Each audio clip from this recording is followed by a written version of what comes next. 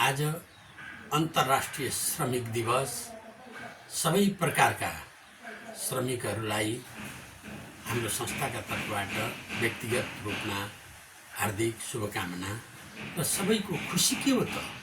खुसी कहाँ हुन्छ, कसरी पाइन्छ वा कसरी बस्छ भन्ने बारेमा एउटा सानो कविता मैले प्रस्तुत गरेको छु।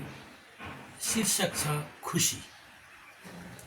खुसी छ केमा कसरी लिने हो, कमाउने या अरूले दिने हो, कि व्यक्तिभित्रै व्यवहारमा छ, या त्यो कतै चिन्तन कर्ममा छ। छिमेक हाँस्छन् जब आँसु निल्छ, सम्बन्ध गाँस्छन् जब स्वार्थ मिल्छ। सङ्गाती टाढा जब हेर्न थाल्छ, बिर्सन्न साटो पनि फेर्न थाल्छ।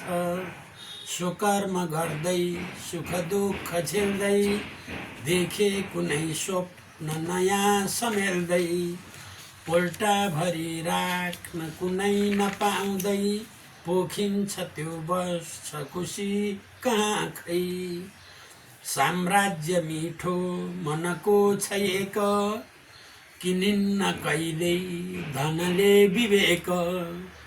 साम्राज्य मिठो मनको छ एक, किनिन्न कहिल्यै धनले विवेक। बुझेर प्रत्येक पला पलामा, खुसी छ ऊ जीवनका पलामा। बुझेर प्रत्येक पला पलामा, खुसी छ ऊ जीवनका कलामा।